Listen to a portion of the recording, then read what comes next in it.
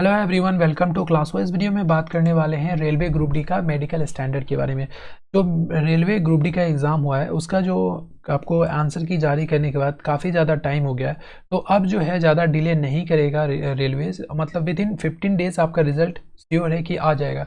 उसके बाद आपको पीईटी के लिए कॉल किया जाएगा अगर आप कटअप क्लियर करते हैं तो, ठीक है।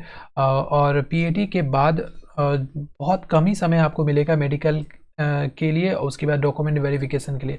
जब डीवी लिस्ट जारी किया जाता है तब आपको उसी समय, जैसे जिस दिन डीवी रहता है ना, उसका एक दिन के बाद ही मेडिकल टेस्ट ले लिया जाता है। तो इस वीडियो में हम लोग देखेंगे मेडिकल स्टैंडर्ड क्या है सभी पोस्ट के लिए और क्या चीज़ें आपको अभी से सावधानी बरतनी चाहिए। क्योंकि देखिए, एनटीपीसी का जो एग्ज़ाम हुआ है, जो भी मेडिकल और डीवी जो चल रहा है, उसमें बहुत सारे मतलब मैक्सिमम जोन में ना कुछ बच्चे का रिजेक्शन भी हो रहा है। तो ऐसा नहीं है कि मेडिकल में रिजेक्शन नहीं होता है, थोड़ी सी लापरवाही की वजह से मेडिकल में भी रिजेक्शन होता है।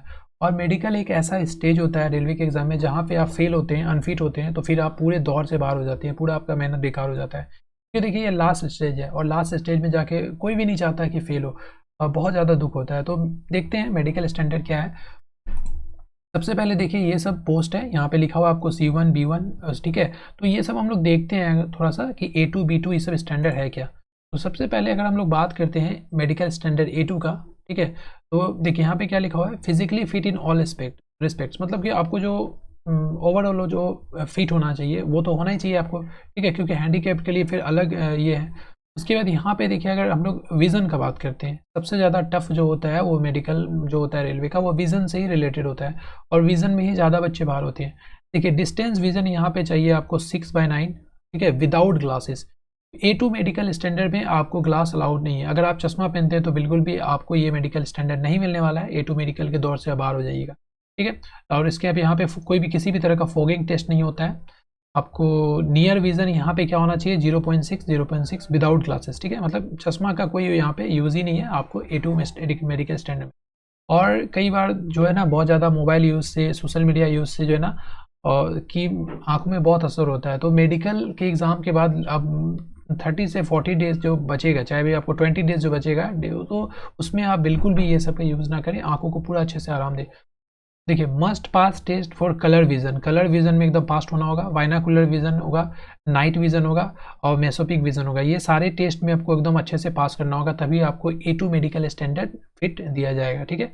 इसके बाद बात करते हैं हम लोग A3 मेडिकल स्टैंडर्ड में। पहले ये सब देख लेते हैं, फिर हम लोग थोड़ा सा यहाँ पे देखेंगे किस पोस्ट के लिए क्या है और क्या पोस्ट के लिए किस मेडिकल स्टैंडर्ड की ज़रूरत है। A3 मेडिकल स्टूडेंट में ये तो कॉमन सी है, physically fit in all respect, आपको फिजिकली फिट होना होगा। यहाँ पे अगर डिस्टेंस विजन का बात करते हैं तो 6/9 यहाँ भी चाहिए, बट यहाँ पे कंडीशन क्या है, विथ और विदाउट ग्लासेस। इसका मतलब ये हुआ कि आप चश्मा लगाते हैं तो आप एलिजिबल हैं, इस पोस्ट को आपको मिल सकता है, A3 मेडिकल स्टैंडर्ड आपको मिल सकता है, ठीक है। लेकिन हाँ, 6/9 और 6/9 होना चाहिए। उसके बाद यहाँ पे जो लिखा हुआ है पावर ऑफ लेंसेज, जो आप चश्मा लगाते हैं, जो लेंस है उसका जो डायोप्टर है वो 2 डायोप्टर से ज़्यादा नहीं होना चाहिए, ठीक है। एकदम 2 डायोप्टर से ज़्यादा होगा तो फिर आपको A3 मेडिकल स्टैंडर्ड नहीं दिया जाएगा। समझ में आ रहा है। नियर विजन यहाँ वही 0.6 विथ और विदाउट ग्लासेस।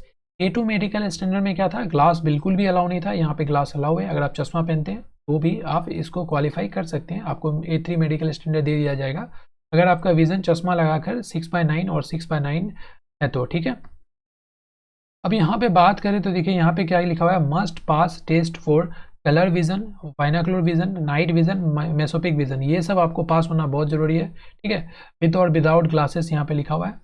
अब अगर तो A2 के बाद A3 मेडिकल स्टैंडर्ड आता है, यहाँ से चश्मा अलाउ हो जाता है।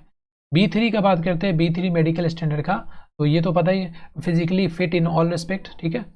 उसके बाद यहाँ पे बात करते हैं, देखिए डिस्टेंस विजन 6/9 और 6/12, यहाँ पे थोड़ा सा छूट दिया हुआ है, 6/12 भी चलेगा विद और विदाउट ग्लासेस, यानी कि चश्मा पहन के भी आप यहाँ पे 6/9 या 6/12 ला सकते हैं, मतलब पढ़ सकते हैं। उसके बाद देखिए, यहाँ पे लिखा हुआ है power of lenses not to exceed 4 dioptre, यानी कि यहाँ पे 4 डायोप्टर से ज़्यादा नहीं होना चाहिए, 4 डायोप्टर तक यहाँ पे चलेगा B3 मेडिकल स्टैंडर्ड।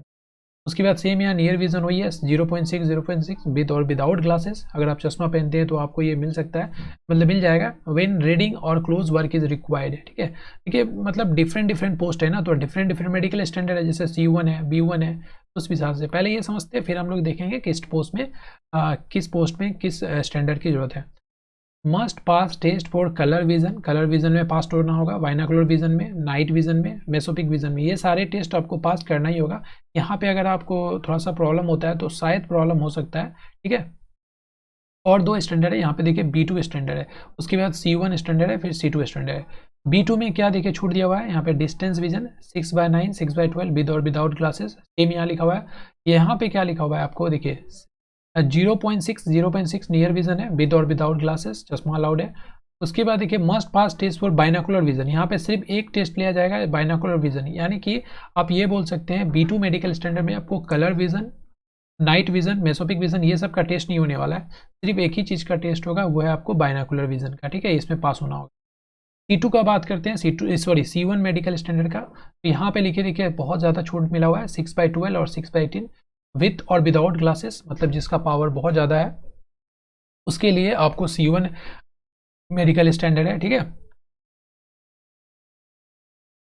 अब यहाँ पे थोड़ा सा छूट क्या दिया गया है, यहाँ पे आपको किसी भी तरह का C1 और C2 में किसी भी तरह का आपको कोई भी टेस्ट देने का ज़रूरत नहीं है अलग से, जैसे कि यहाँ पे देखा जाए तो यहाँ पे था ना आपको colour vision, binocular vision, night vision, mesopic vision, तो ये सब टेस्ट नहीं होने वाला है, ठीक है। अगर ये सब टेस्ट में आप फेल करते हैं तब आपको C1 और C2 मेडिकल स्टैंडर्ड दिया जाएगा, यहाँ पे नील और विदाउट ग्लासेस, मतलब लास्ट में आपको जो है ना C2 मेडिकल तो मिल ही जाने वाला है, C2 मेडिकल स्टैंडर्ड आपको मिल ही जाएगा।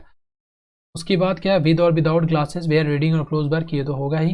तो ये रहा आपको स्टैंडर्ड। अब हम लोग देखते हैं किस पोस्ट में क्या स्टैंडर्ड है। जैसे सबसे पहले यहाँ पे देखिए कैटेगरी नंबर 1 में क्या है, असिस्टेंट, यानी कि जो वर्कशॉप में रहते हैं मैकेनिकल डिपार्टमेंट में, यहाँ पे मेडिकल स्टैंडर्ड C1 चाहिए, ठीक है, C1 चाहिए, समझ में आ रहा है। C1 यानी कि आपको मिल ही जाएगा, यहाँ पे C1 तो लास्ट होता है, C2 लास्ट है यहाँ पे, तो C1 आपको यहाँ भी चाहिए, C1 आपको यहाँ चाहिए, और C1 इस पोस्ट में चाहिए, और ये दोनों पोस्ट में चाहिए।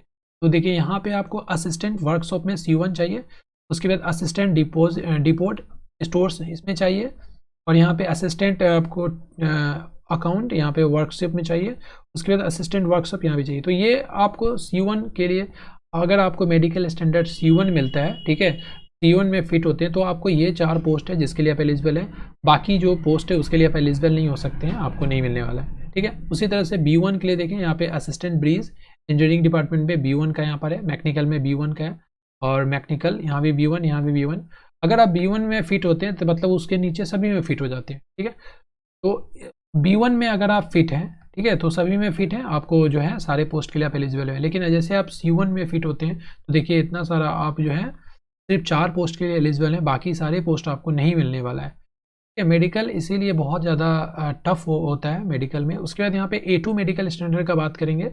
A2 में मतलब A2 यहाँ पे देखिए A2 से स्टार्ट है ना, तो A2 में फिट होते हैं तो आप सारे पोस्ट के लिए एलिजिबल है, ठीक है। A2 में अगर फिट होते हैं तो A2 का एक ही तो स्टैंडर्ड है जो कि है आपको है असिस्टेंट पॉइंट्समैन का है, यहाँ ट्रैफिक में। तो यहाँ पे जो है आपको आंख बहुत ही अच्छा चाहिए, जैसे कि स्टेशन मास्टर ALP में होता है ना, ALP में तो सबसे मतलब वहाँ पे बहुत अच्छा चाहिए, 6/6 चाहिए, किसी भी तरह का कोई डाउट नहीं होना चाहिए सॉरी। तो असिस्टेंट पॉइंट्समैन का कितना मेडिकल स्टैंडर्ड है, A2 मेडिकल स्टैंडर्ड। उसी तरह से B1 और B2 यहाँ पे सिर्फ एक तो पोस्ट के लिए B2 है, वो है आपको असिस्टेंट ऑपरेशंस इलेक्ट्रिकल डिपार्टमेंट के लिए।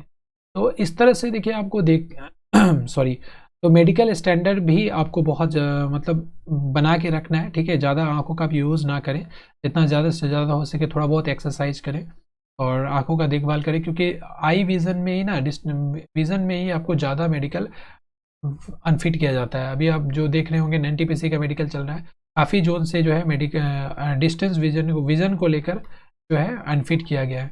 बाकी जो नॉर्मल होता है वो सब तो पास हो ही जाता है। और किसी तरह का डाउट है आपको इसमें तो आप कमेंट करके पूछ सकते हैं। और thank you so much for watching this video. Video पसंद आया तो आप लाइक कीजिएगा, ठीक है। चैनल को सब्सक्राइब कर लीजिए और भी अपडेट के लिए। आपका रिजल्ट बहुत ही जल्दी आने वाला है, तो अच्छे से आप मेडिकल के लिए तैयारी में लग जाइए। Thank you so much for watching this video.